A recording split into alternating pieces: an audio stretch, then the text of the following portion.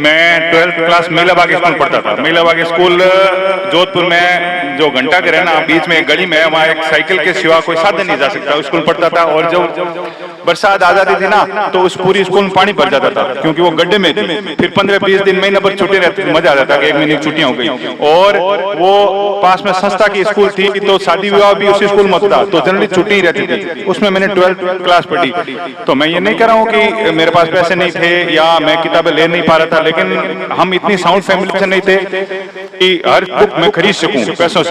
तो उस समय क्या 12th क्लास में एक बुक आती थी एक्सीलेंट करके, जनरली जो क्वेश्चन आते थे उसी एक्सीलेंट में आते थे। ये बात है 99 की। तो अब उस एक्सीलेंट की बुक की उस समय रेट मेरे ख्याल से 100 या 150 रुपए थी, 100 या 150। अब कोई मायने नहीं रखता, लेकिन उस समय 100-150 वैल्यू मेरे ख्याल से मेरे बुजुर्ग पिता तुल्य आदमी बैठे वो 1500-2000 की वर्थ थी। 1500-2000 की बुक एक बहुत ही लो क्लास फैमिली का आदमी अपने पिता पे बहुत डालना उचित नहीं समझता कि पढ़ लूंगा यार, इसी किताब में से पढ़ लूंगा जो मिली है, क्यों लाऊं, ये सोचता था जनरली। मेरी भी यही सोचती यार, मैंने कहा पिताजी को कैसे कहूं कि मेरी ये बुक लाके दो ये वो। तो एक्चुअली जैसे हम डॉक्टर्स होते हैं ना, तो हमको कोई दवा सैंपल में मिलती है। पहले कोई भी एमआर आता है, हमें बोलता है कि ये टैबलेट से लिखना, ये अच्छी कंपनी की है, फिर हम उस हिसाब से लिखते हैं। तो उस समय भी क्या है कि जो बुक आई थी ना नई नई बाजार में, तो उस बुक को एक सैंपल के रूप में टीचर्स को दिया जाता था। टीचर को एक सैंपल देते एक्सीलेंट, तो वो इंग्लिश की थी।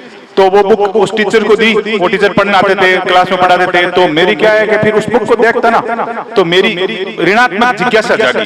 देखो इसको आप अदरे मत लेना, लेकिन मैं मन से बोल रहा हूँ, मेरे को मन में जागी। क्या जिज्ञासा जागी कि ये बुक कैसे ही करके मेरा ध्यान उस बुक की तरफ गया।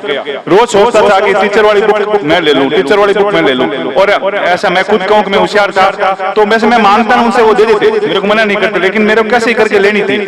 तो क्या होता था कि मैंने ध्यान रखा, जब एक बीच में इंटरवल होता था ना, एक कॉमन हॉल था स्कूल में, उस कॉमन हॉल में सारे टीचर्स बैठते थे और अपनी जो भी बैग लाते थे या जो भी घर से साधन लाते वो एक बीच में टेबल होती, उस पर रख के फिर वो कोई खाने चला जाता और कोई इधर उधर कोई बाथरूम में कहीं चला जाता। तो वो 5 से 7 मिनट के बीच वो हॉल खाली होता था, उसमें सिर्फ वो बुक, उनका चश्मा या वो चीज पड़ी रहती थी। मैं और एक मेरा मित्र, मैंने सोचा देख श्याम यार फोन करेंगे तो गलत, लेकिन इस बुक को अपने को लेनी है, इसको पढ़नी है। तो वो 5-7 मिनट का जो गेम था ना, उसको मैंने 5-7 दिन में आकलन किया, मैं 5-7 मिनट उस बुक को मेरे पास कैसे ला सकता हूँ। तो मैंने और मेरे दोस्त ने प्लान बनाया। मैंने कहा देखा ना, तू ध्यान रखना, कोई भी शिक्षक आए ना मुझे सूचित कर देना, बाकी इस बुक को मैं मेरे पास ले लूंगा, मैं उसको चोरी नहीं कहूंगा। अब आप उसको चोरी करना, मुझे कोई वो ऐतराज नहीं है। कैसे ही करके हमने पूरी प्लान बनाया। 5 दिन के अभ्यास के बाद छठे दिन हमने सफलता हासिल की। श्याम को बाहर खड़ा किया मैंने, मेरे मित्र को, और उस बुक को मैंने वहां से पार कर लिया। पार करके मैं घर चला। देखो चोर होता ना, चोरी करने के बाद उस जगह कभी नहीं टिकता। कोई भी चोर हो, कोई भी चोरी कर उस जगह नहीं टिकेगा। मैं सीधा का सीधा बाकी क्लास से बाकी 3 ट्वेल्व की मैं मेरे घर चला गया। दूसरे दिन वापस आया क्लास में, फिर वही पीरियड आया, टीचर आए, गुरु आए सामने। अब देखो गुरु सामने आए, मेरे तो वाले की पसीना आ रहा था, मुझे पता मेरा पसीना आ रहा है, मैं हमेशा मतलब पहली बैच में बैठता था। तो गुरु का मूड वो थोड़ा वो राउंड की तरह एकदम ऐसे आते बोला, थोड़ी देर इधर गुरु का देखा, वो दूसरों को देख रहे थे, लेकिन गुरु की नजर मुझे लग रहा मेरी तरफ ही हो। तो मैं और डर रहा था, डरते बोला शर्म आनी चाहिए आप लोगों को, ध्यान नहीं रखते ये वो, अंकल मेरी बुक किसी ने ले ली, ऐसा करके बोला।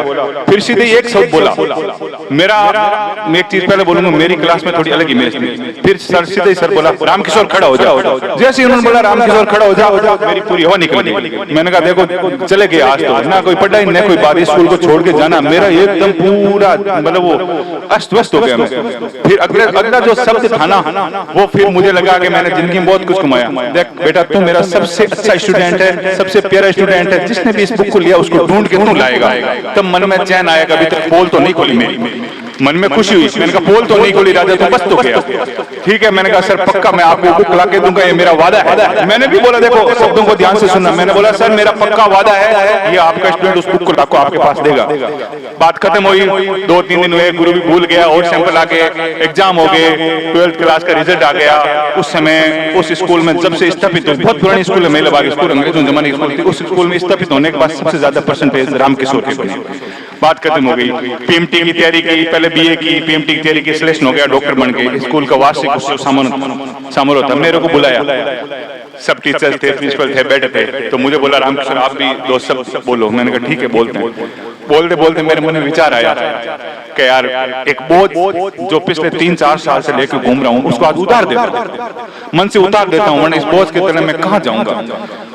हकीकत बता रहा हूँ, वो बुक मेरे पास थी उस समय। मैं वहां गया तो मैं पहले जो भी था उद्बोधन दिया। मैंने कहा मैं एक बात कहना चाहूंगा, कहते हुए मेरा मतलब जबान कांप रही है, मेरा मन नहीं कह रहा मैं उस बात को शेयर करूं, लेकिन मेरे गुरु मेरे सामने बैठे हैं। आपको याद होगा सर, आज से 3 साल पहले किसी मतलब नाचीज ने, किसी प्राणी ने आपकी एक बुक चुराई थी, कहाँ बेटा वो मुझे मिल जाए तो मैं उसके बारे में बता दूं। मैंने कहा सर आज मैं उसको साथ लेकर आया हूँ, उस बुक को साथ लाया हूँ और उस आदमी को साथ लाया हूँ जिसने आपकी बुक चुराई है, वो आपके सामने खड़ा है, राम किशोर। इसी ने आपकी बुक चुराई थी सर, मेरे पास उसमें पढ़ने के लिए थोड़े पैसों की शॉर्टेज थी, मैंने आपकी बुक चुरा ली थी और ये बुक सर आपकी। आप लिटरली विश्वास नहीं करोगे, कसम से उन सर की आंखों में से आंसू निकल गए और उन्होंने मुझे गले से लगा लिया कि काश ऐसे स्टूडेंट हमेशा हो, आपने पढ़ने के लिए बुक चुराई है, आप हमेशा मेरी जिंदगी में रहोगे, राम किशोर तो खूब आगे बढ़। तो ये मेरी जिंदगी का सबसे मतलब क्या कहते हैं वो किस्सा है जिसको मैं कभी भूल ही नहीं पाता हूँ। जब उसको याद करता हूँ तो मेरी आंखों में आंसू आ जाते हैं। गुरु ऐसे थे और शिष्य भी ऐसे थे, आज ऐसा जमाना नहीं रहा। इसलिए जो भी करो